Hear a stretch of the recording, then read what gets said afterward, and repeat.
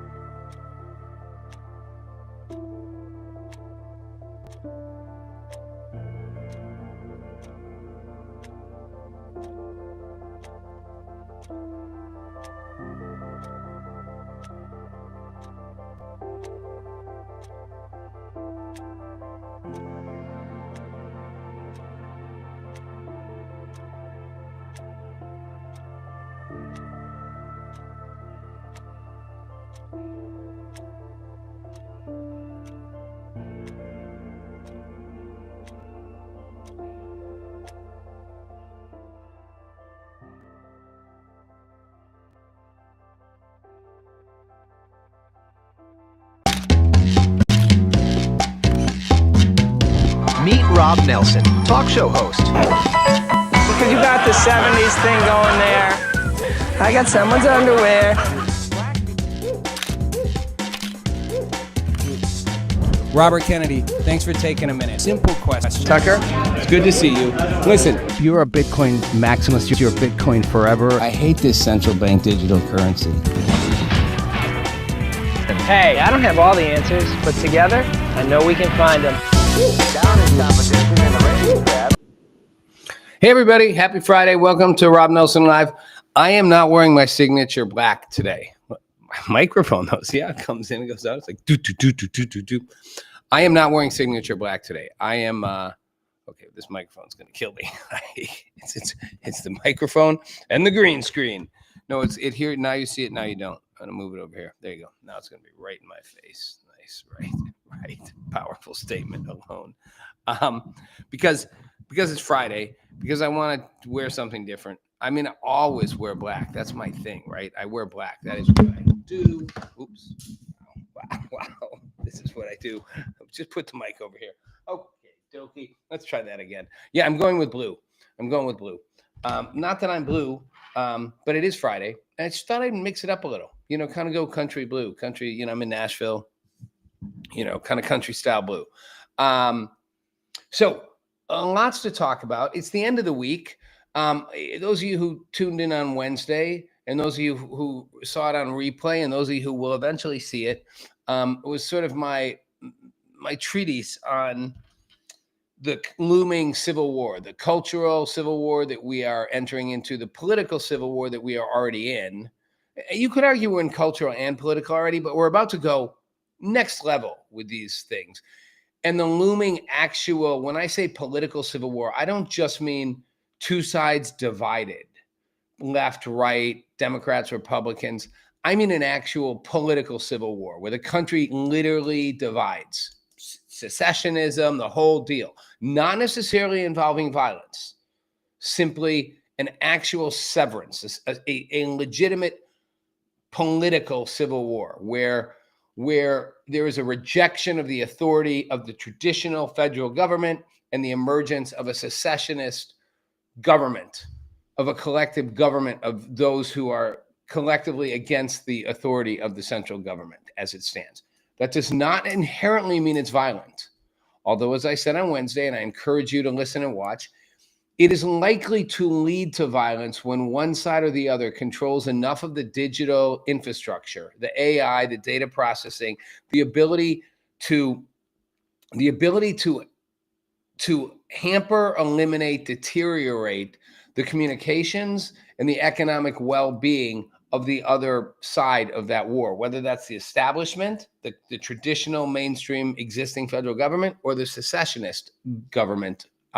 Whichever one controls that power to influence, utilize data, control information, weaponize that, not with guns, but weaponize that, and to actually impede and harm the other side's economic well-being and undercut it, that's when it risks the likelihood that it leads into a violent conflict, which again, there's a movie called The Civil War. It doesn't set it up that way. It doesn't really explain the whole setup to everything. It sort of implies it, but But again, a civil war doesn't have to be violent in this era, but it likely becomes it when one side dominates the other side enough to cause it irreparable economic harm, informational loss, the ability to communicate, to damage its infrastructure, both its economic, its military, and its informational infrastructure. In any case, I laid out a lot of reasons why we're heading toward that. I'm just going to add a few more in today. Happy Friday. So Bruce Harrell, the incumbent mayor of Seattle. Bruce Harrell is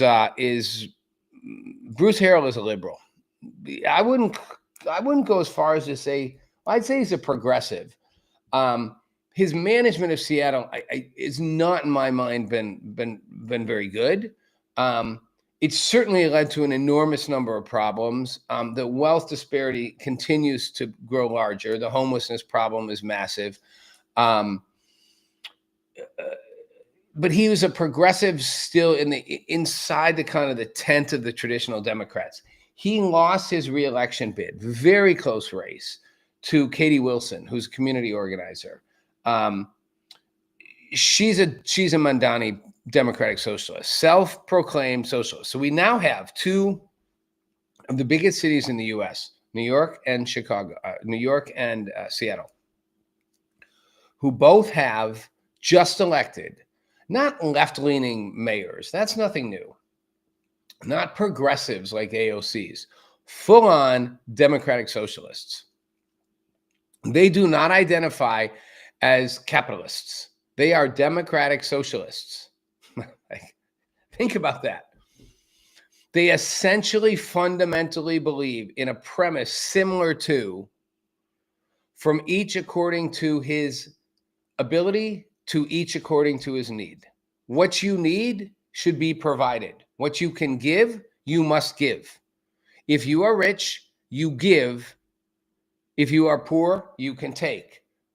And it goes beyond that simplistic an argument. I mean, it's essentially a distribution. The government controls the means of production, controls the distribution of wealth, controls price controls, removes certain costs on things. We've always seen there's regulators in capitalism that do that. It's the anti-monopolyism. It's sort of saying you can't price gouge with certain things. It's sort of saying you can't, well, yes and no, because the insurance companies price gouge every day, right? That's why we have a healthcare crisis. They just jack up the premiums. This whole battle with the closing the government, which, by the way, government's open. What did the Democrats get for it? 0, nil, nothing, nada.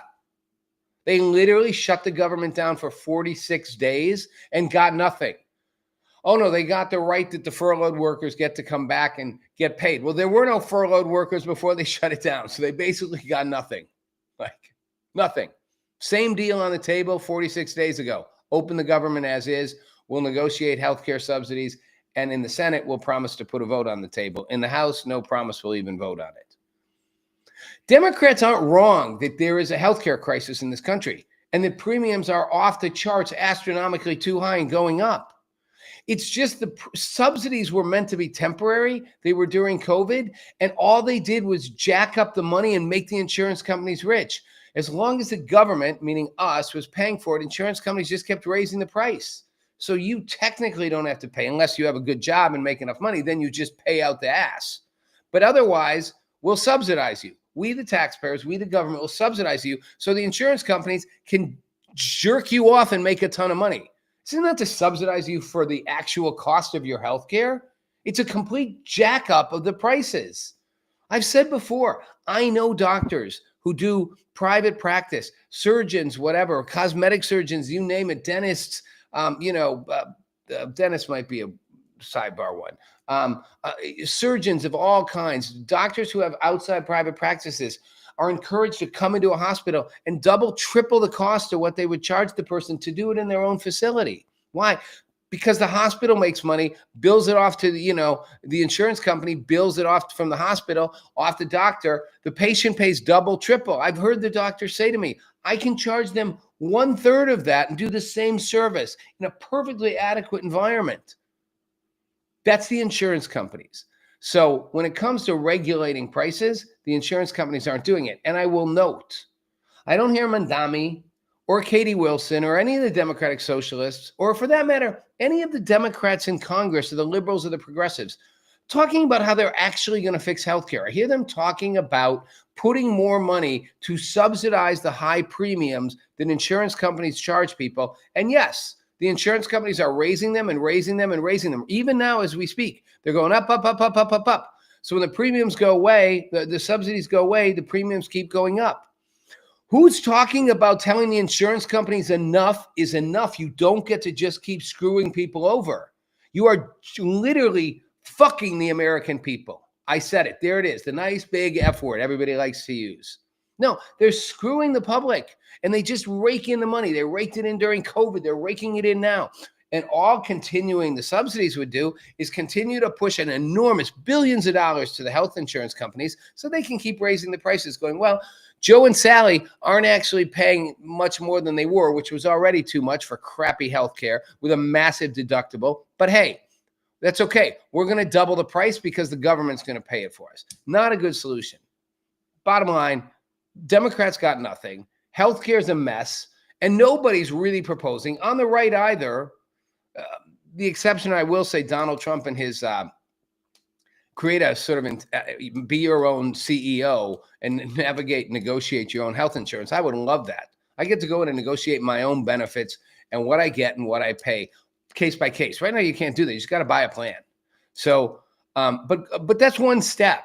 I mean, the health industry is out of control. They're not focusing on that, but that's a big, big sidebar. I just weaved away. I'll weave back. Katie Wilson wins, the second major U.S. city to have a Democratic Socialist mayor.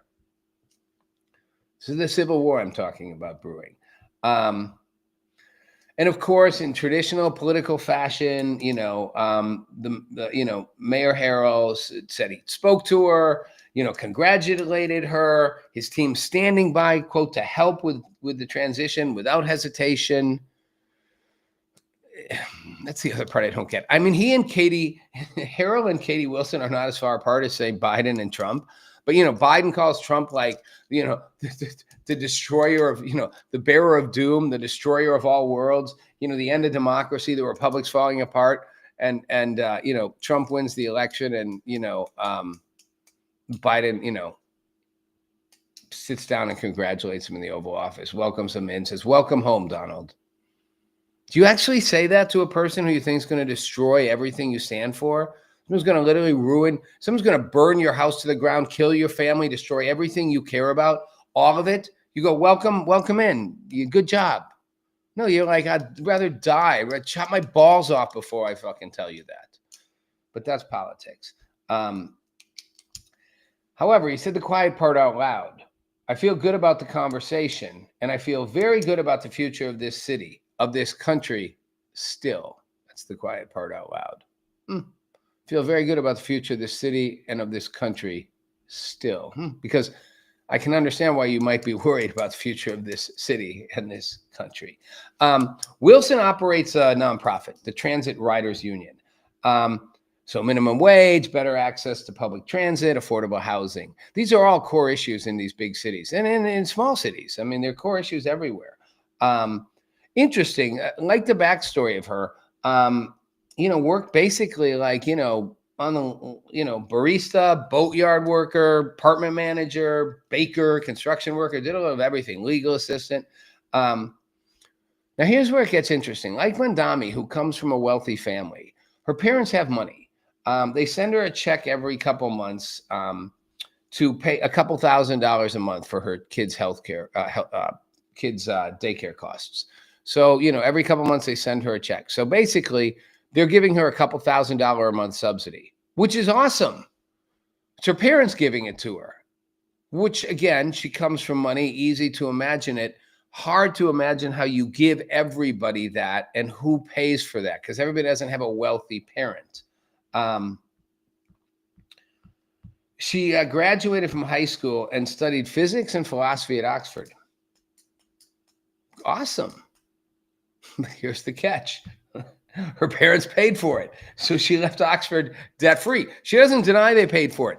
And there's nothing wrong with that. It's just recognize you had a wealthy family, as did Mandami, who could pay for you to do things. So it's easier for you to imagine taxpayers just pay for everybody to do things. Unfortunately, it doesn't actually work that way. So many socialists throughout history came from wealthy, privileged backgrounds. It's like you're just living in the clouds. Like, I'm not against, I want everybody to have a good standard of living. I worked with inner city kids and families struggling, suffering. It's a mess. I always would look and go, how do we get investment in these communities? They have no options, you know? I mean, their choices are so limited. Their schools suck, you know, their housing sucks.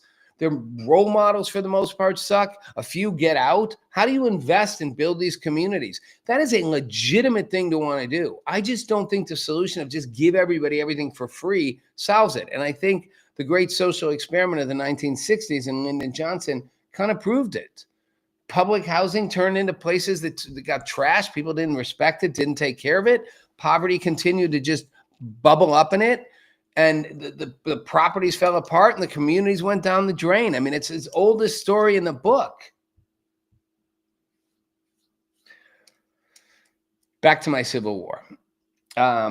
Wilson pledged to, quote, Trump-proof Seattle, as will Mandami. This is the beginning of the political Civil War. The progressive wing, as I said, the leftists will take control slowly of cities. And ultimately, I think there'll be some kind of a financial crisis issue, and they will take control of the federal government, both houses of Congress and the White House. And at that point, you will set in motion the train for the mass exodus of those who do not want to any longer even give legitimacy to that government and its plans. A democratic socialist government dictating where our money gets spent, what we can do with it, what we're allowed to buy, you know, providing free everything to everyone. Again, I'm not against giving people resources, but just everything free, take from those who have it, confiscate their wealth if necessary, direct control. There's an information control element to this, you know, and slowly erode what they think of as their traditional American values, rights, privileges. They will begin a secession. We're on the way to that.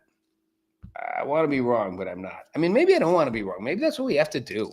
Maybe sometimes things just have to hit the fan and go boom for it to actually move forward. But Wilson, like Mandami, wants government-run grocery stores, and she got endorsed by the union, the grocery union. It's like the biggest private sector union in Washington. And of course, all the traditional things: environmental justice, equity, housing affordability, progressive tax reforms, homelessness. Is not going to remove homeless encampments from the city. None of these things are inherently, not removing homeless encampments is not a good idea. It just degrades the quality of life, and it doesn't actually help the homeless, who they call what do they call them? They're not homeless anymore. They're home free, or what do they call it? Not homeless. You're whatever. You're unhoused. You're unhoused. So you're unhoused, not homeless. What the heck's the difference? What's environmental justice? I mean, I know someone could tell me, but I mean, what does that even mean? Equity, this random word thrown out there. Housing affordability is important, but how you address it's the key. See, progressive tax reforms. Again, that just means we technically have a progressive tax system in the U.S., the federal tax system, and it's not. I've always said it's regressive. The rich pay less because they can afford to get around it. I remember Stanley Druckenmiller, the billionaire, telling me years ago when I was doing my political stuff, when Clinton raised taxes, he would spend whatever it took on lawyers to not pay the additional taxes. Even if he spent as much as he would pay in taxes, he'd spend it on lawyers not to give it to the government. Rich people can get around taxes. Poor people get the minimum amount of taxes. They don't get a lot for it, but they get their burden way, way down. The middle pays a disproportionate share compared to what they get. So it's not really progressive. The top end gets off easy, even though they say they're being taxed an enormous amount. I'll never buy that. They are, but they also get around it. Most rich people get around paying a lot of taxes. They still pay, but they're making a fortune. Poor people get around paying too much. The middle gets screwed. It's not a progress. And that's the middle is who will be the divide that pulls away. It won't just be a bunch of rich people going, we're out of here. Rich people can afford to survive almost any system. It'll be the middle. And poor people going, well, I'm getting benefits. I'm getting free rent, better groceries, can sleep on the subway. I'm good. It's the middle, the massive middle that will ultimately, the mega, but it won't just be the right who will ultimately, it will include the left, the non-progressive left, who will ultimately go, we are getting shafted. And now we're about to get shafted more. I want my property. I want my power. I want some control of my life, of my kids, of my schools, of what I buy and where I buy it. I want some ownership here. I'm stepping back. I don't give you authority anymore. That's what will launch the Civil War, as I said. Sidebar, in the same area, there's a school in San Diego, Point Loma Nazarene University, Catholic school. Third time in a row, the student group trying to establish a Turning Point USA chapter was denied by the associated student body, the board of directors, which is the adults. They said it was over concerns that the student, Turning Point USA has a thing called the Professor Watch List. And it aims to, quote, expose and document professors who discriminate against conservative students. Well, you know, the head of vice president for communications and public affairs, Laura Fleming, said, no go. And even though the students said they wouldn't do it, no go. It reminds me back decades ago when I was in college and I became student body president. I organized a student review board of professors because in my small private college, which was actually a religious school too, the students couldn't see what the other students said about professors. So you had these horrible professors who just kept doing a horrible job and you could word of mouth, but nobody could actually be like, here's what they did. Here's the students' take on them last year, last semester before. Well, look at over the last 4 years, every student, 90% of the students say they do all these horrible things. They're terrible. They can't speak straight. They're drunk in class, whatever it is. I'm just throwing things out there. Terrible, terrible, terrible. You couldn't say that. And man, the faculty, they were not happy when I tried to do that. They felt like it was a fundamental threat to their humanity. Well, that's this. I mean, they're saying, look, if you're going to say professors are targeting conservative students, we don't want you to have a watch list. Why not? Would you have a watch list for professors who targeted black people? Absolutely. How about, would you have a watch list for racist professors? You wouldn't have a problem with that, right? This is what I'm talking about. They also, you know, Turning Point has a thing about eliminating the wokeism. And the school says that's against their church parachurch policies. You know, these random things. Don't want to duplicate efforts our university is already doing to advance our own programming. This is what I'm talking about. Like, we're the institution. We're the institutional religion. It's like, go back to Christianity, Jesus, the Jews, and the temple. He's like, boom, we're in charge here. We're the guys. He kicked the tables over. It was like, you're a bunch of money changers, which started the whole stigma, by the way, and was like, no, you're not representative of what I think God is.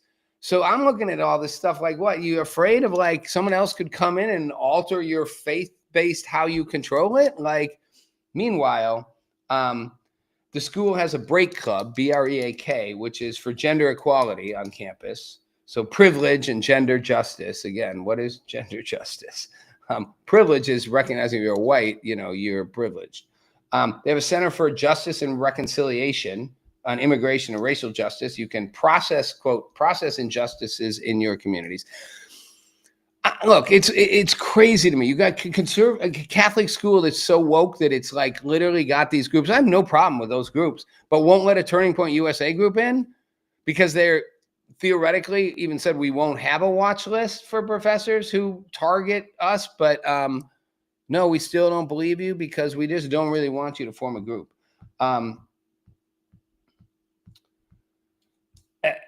One student talked about watching students and faculty, quote, who identify as Christian celebrating Charlie Kirk's death on campus and was troubled by it, you know. And she said, look, Charlie Kirk invited everyone to come on campus, open mic. We want to open that conversation up. Why are we afraid of this? Why is this school afraid of this? And, you know, like most conservative Christian students and just conservative in general, they tend to feel targeted on campus. You think they're all making it up? Literally, at some point, you got to recognize they're all making it up. Any more than most black people are making up that they feel there's a certain amount of racial bias against them, or black people in inner cities feel targeted by cops.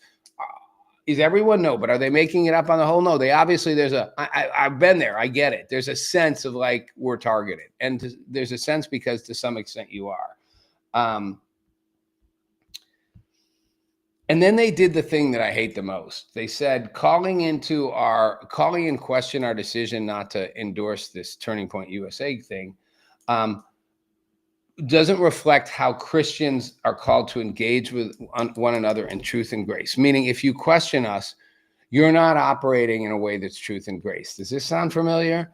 If you question our COVID rules, you're not operating in a spirit of faith and goodness. I don't mean religious faith, but in the spirit of the well-being of the people. I mean, you're not operating in the spirit of it.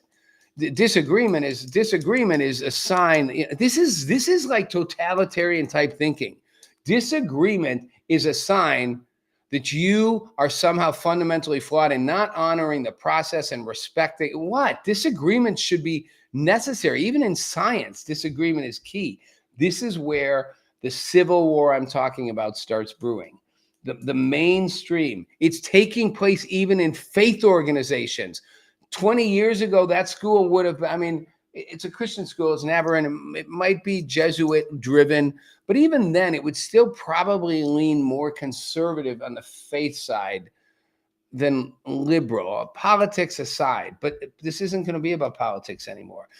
I'm moving on. The Maha Summit at the Waldorf Astoria, Health and Services Secretary RFK Jr., they want to improve nutrition, eliminate toxins, preserve natural habitats, fight against the chronic disease epidemic. What is wrong with any of these things? Eliminate chronic disease. We see it happening. Natural habitats, toxins, improve nutrition. SNAP programs still give kids fast food. We got an obesity problem in America. I'll smoke a cigarette here and there. People be like, you're not healthy. Maybe it's not good for me, but I'm healthy. I'm 60 and I'm ripped. I'm like ripped. Look at those veins. I'm ripped. I'm healthy. I can outrun most 20-year-olds. I can outlift most 20-year-olds. I'm super healthy. But I'll see an obese person and see me smoke a cigarette and think like you're like killing yourself. I'm like, dude, look at yourself. You're dying right now. Diabetes wiping us all out. But Kennedy wants to take that on, and he took on environmental activism around clean water for decades, environmental justice, if you will, and they're after him because he doesn't think all vaccines are safe or that we fully tested them. Watch any news program and watch every other commercial is a pharmaceutical commercial. Like I'm literally like, we can solve everything now. Cancer, this, that, whatever. I'm not saying that all pharmaceuticals are bad by any means. I'm just saying it's literally the industry that's taken over. Weight loss, all of it. Again, I'm not knocking the inherent process of building pharmaceutical drugs to help us. I'm saying it is a captured industry that is out for profit, and it's captured the government. It's not to be trusted any more than you would trust the billionaire tech people that the left likes to rail on, or any other the oligarchs or whoever you want. You can't trust pharma to be on its best behavior. So, they have, again, like, do they vet vaccines? Sometimes. Did they vet COVID? Not the way they said. No. The mRNA vaccine, no way. Remember, they said it was good for pregnant women. They tested it, but they came out with it in 9 months. So how could you test it on pregnant women? Since your start to finish took you 9 months and a pregnancy takes 9 months, how could you need a couple of years to even get a basic test on pregnant women? They just lied. But Vance came out and said, Trump's sort of a bulldozer.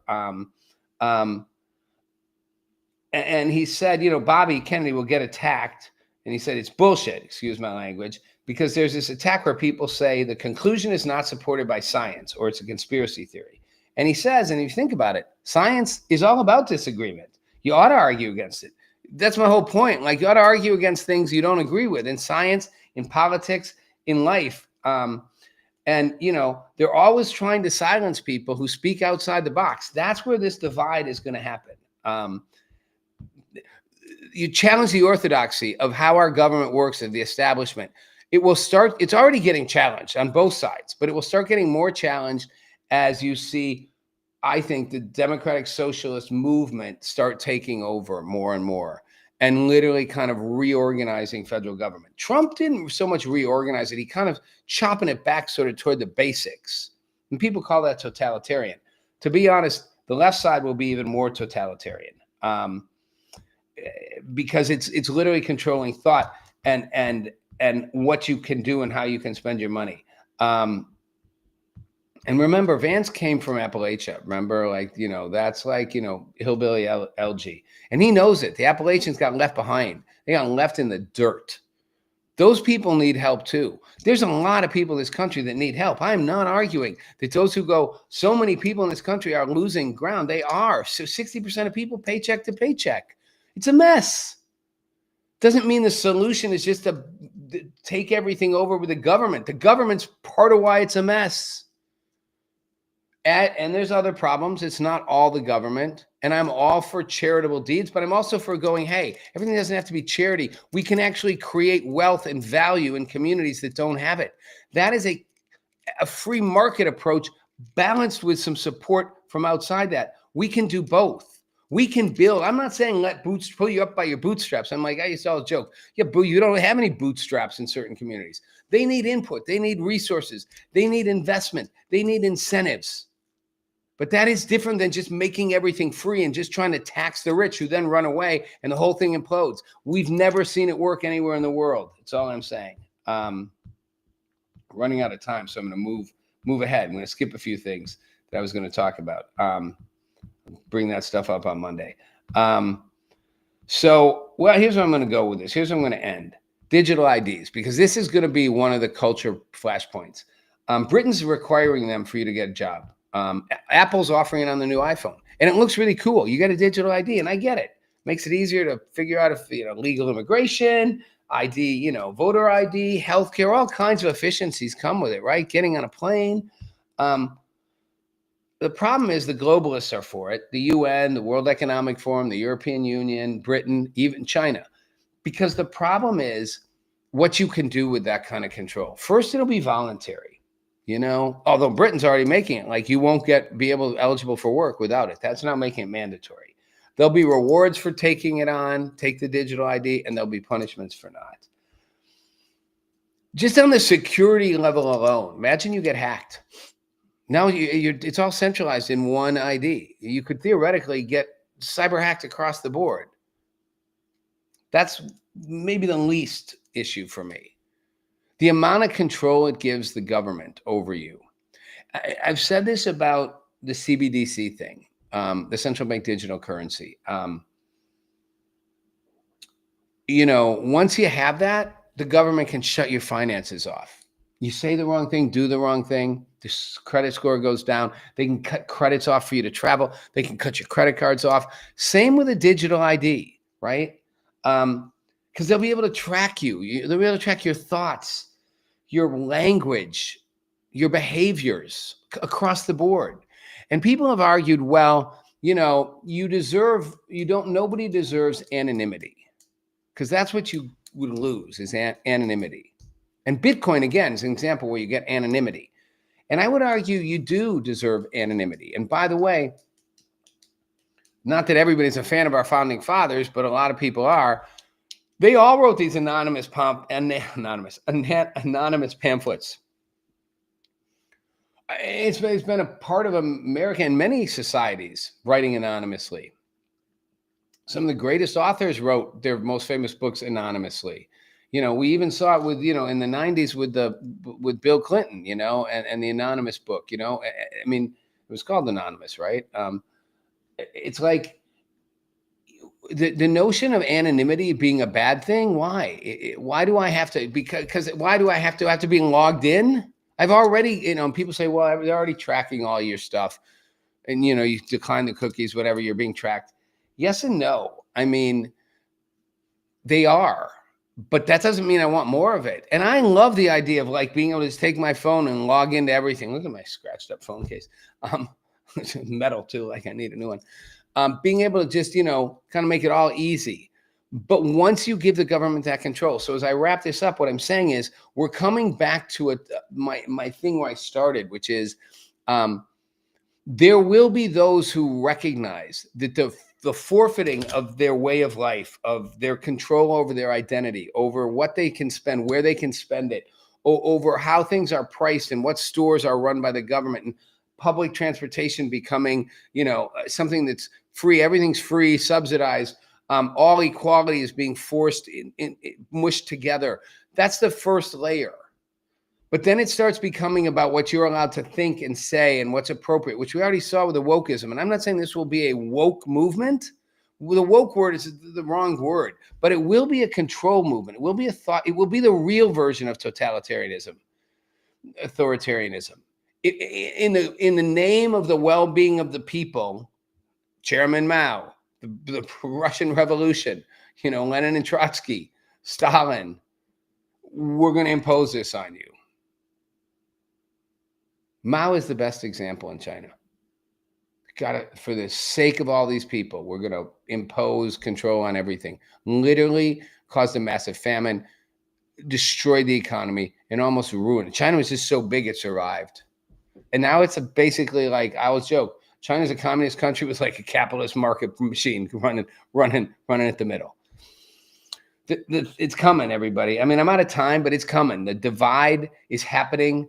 It's getting deeper. 2 major U.S. cities have just elected, quote, Democratic Socialists. And I'm not saying this like I'm a Sean Hannity, all like, the commies are coming. I'm saying they have a radical departure from what they think we should be. They have a good purpose in why they want to do it, but the way they'll do it will extort and destroy so much, and it will fail. And they come from backgrounds. I mean, at least some of the leaders in the world came from backgrounds that were like more underprivileged. Like Mao didn't grow up privileged. But these people are coming from privilege. And their supporters generally come from privilege. And it's a thought experiment that's going to explode. And all I'm saying is, as it starts to explode or implode and spread, you're going to see the movement going the other way. It's already there. It's not about Trump. It's not even about MAGA. It's about what's underlying that, what Trump represented, what MAGA represents, and it will spread to left and right in the middle. People who do not want to see, again, I'm not saying the way of life means everything the way we've done it is traditionally good. There is, as I've said, massive room for change, for improvement. We've got to do some things very differently. We have a massive economic inequality right now in this country. We have a class division that's unacceptable. But the solution is not what they're doing. And as that solution gets wider and more widespread, you will see the bifurcation I'm talking about. Don't want to be right, but I'm going to be. Sadly, I often always am. All right. Happy weekend, everybody. I'll see you on Monday. Meet Rob Nelson, talk show host. Because you got the 70s thing going there. I got someone's underwear. Robert Kennedy, thanks for taking a minute. Simple question. Tucker, it's good to see you. Listen, If you're a Bitcoin maximalist, you're Bitcoin forever. I hate this central